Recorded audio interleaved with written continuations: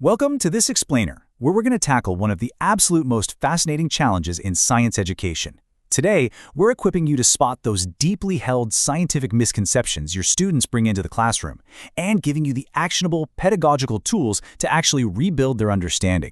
Whether you're a veteran educator or just gearing up for your very first classroom, knowing how to rewire a flawed logical framework is absolutely essential. So here's our blueprint for today. We're going to cover the blank slate myth, common science stumbling blocks, sparking cognitive dissonance, strategies for scientific truth, instructional scaffolding techniques, and finally, how all of this helps you ace the 904 exam. Let's jump in. Section 1. The blank slate myth. Because, as we know, students definitely don't arrive empty-handed. You know, it's a fundamental truth of teaching that kids do not walk into your classroom as blank slates, just waiting to be filled with facts. Not even close. Instead, they show up with these pre-existing, highly logical ideas about how the world works. We call these misconceptions, alternative frameworks, or naive theories. Basically, they are deeply held beliefs that are completely inconsistent with actual scientific reality. But here's the thing you have to keep in mind. These naive theories, they are a totally natural part of human cognitive development. Because they're rooted in a student's own personal, everyday logic, they are incredibly resistant to change. You literally cannot just lecture a misconception out of a student. It doesn't work. Think about how these start in the first place.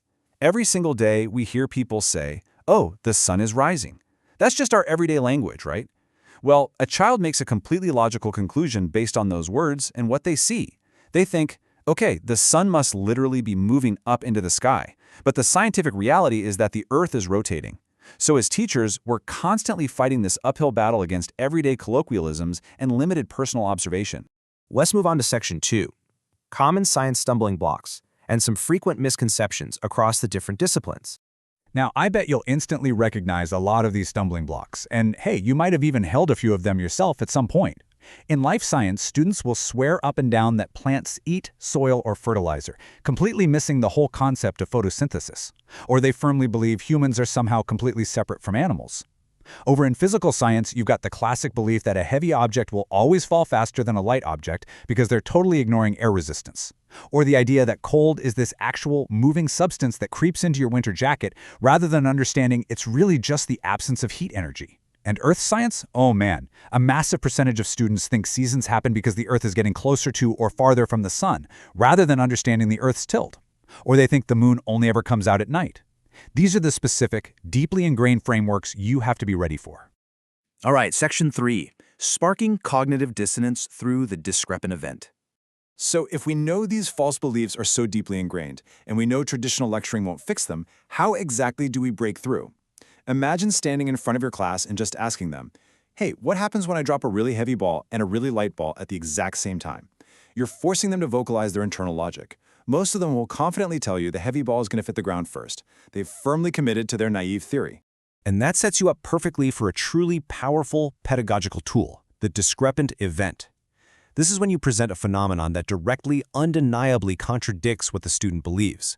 When you actually drop those two balls from the same height and they hit the floor with a single synchronized thud, well, that's the exact moment the traditional lecture dies and hands-on discovery begins. You've just shown them something their own brain told them was physically impossible. That sudden disruption creates what we call cognitive dissonance. It's that momentary mental conflict, that flash of surprise and confusion when reality completely defies their expectations. And honestly, this dissonance is exactly what we want. It shatters the false belief and suddenly pries their mind wide open. Now they are actually hungry for verifiable evidence to explain what they just witnessed. Moving to Section 4, Strategies for Scientific Truth and How We Go About Rebuilding Student Knowledge. Once that old, flawed belief is shattered, you can't just leave your students hanging in a state of confusion. We need systematic strategies to guide them toward the actual scientific truth. Rebuilding has to start with knowing exactly what foundation we're dealing with. So before you even start a unit, use diagnostic assessments, give them pretests, or use fun concept cartoons. The whole goal here is to make their thinking audible. Then, once you've identified their misconceptions, you use inquiry and hands-on discovery. Don't just hand them the answers. Guide them through investigations where they collect their own verifiable evidence to disprove their old ideas. You're basically turning them into actual scientists. To give that discovery some structure, you want to implement the Claim Evidence Reasoning, or CER framework. It's a brilliant step-by-step method. Step 1, the student makes a claim based on their new observation. Step 2, they back it up with the direct evidence they literally just gathered from their hands-on investigation. And Step 3, the reasoning. This is where they explicitly connect their new data directly to broader scientific principles. It builds an incredibly stable, logical foundation for their new understanding.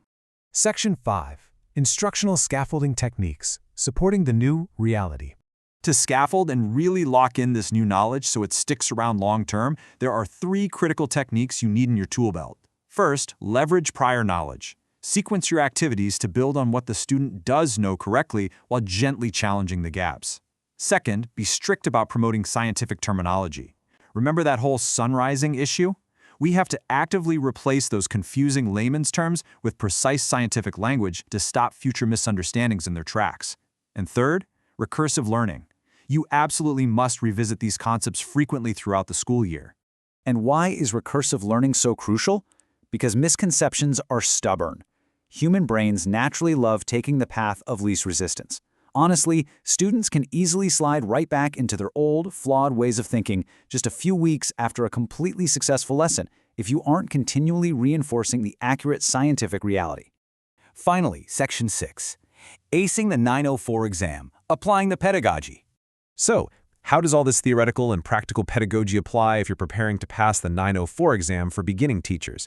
Well, the 904 exam absolutely loves testing your ability to handle student errors. When you get a scenario-based question about a student struggling with a core concept, like say the water cycle or gravitational forces, you need to know exactly the pedagogical mindset the test makers are looking for. The winning strategy is crystal clear. If you see an answer choice suggesting you should simply explain why the student is wrong or just lecture them on the correct facts, eliminate it immediately. That is the incorrect approach. The winning 904 strategy, which frankly is also the winning classroom strategy, is to always look for the option that involves identifying the underlying misconception first and then providing a hands-on investigation or discrepant event so the student discovers the truth for themselves. We've covered the mechanics of how our brains build flawed models of the universe and exactly how educators can expertly tear them down and rebuild them using evidence and inquiry. But knowing how persistent these alternative frameworks are and how easily we slide back into everyday logic, I want to leave you with a quick thought. What deeply held naive theories are you still carrying around today? Think about it. Thanks for joining me for this explainer, and I'll catch you in the next one.